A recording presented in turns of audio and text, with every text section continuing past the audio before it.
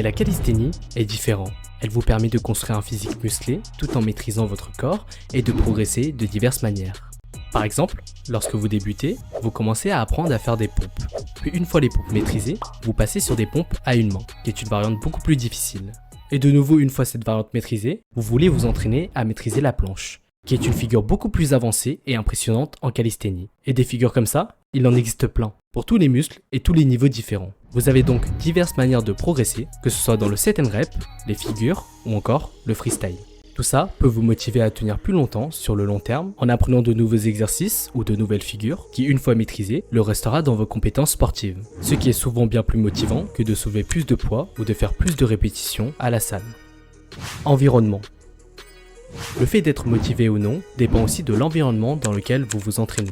Par exemple, si vous êtes une personne plutôt casanière et que vous préférez vous entraîner tout seul chez vous, eh bien c'est possible, vous avez le choix de vous entraîner où vous voulez.